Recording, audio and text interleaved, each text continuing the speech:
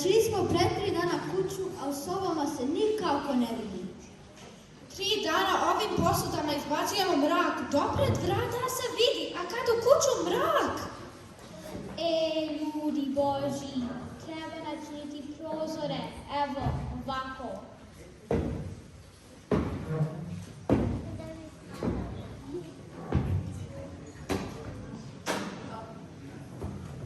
Paoče Salo, to smo mi sami mogli da uradimo. Sad će tu da ulazi i zima, i vetar, i mačke, i kokoške.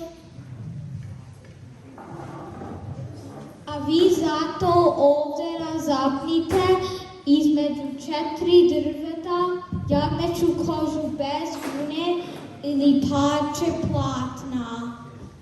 Hvala, oče naš, da ne bi mi smo ostali u mraku.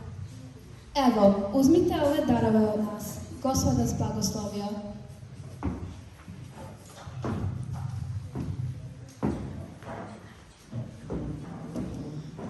Bog vas blagoslovio, dragi ljudi.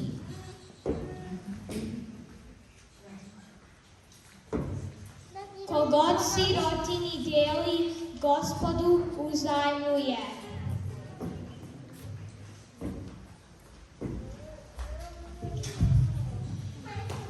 Da li nije bilo Svetoga Save, ne bi samo ovi ljudi ostali u mraku. Ostao bi ceo srpski narod.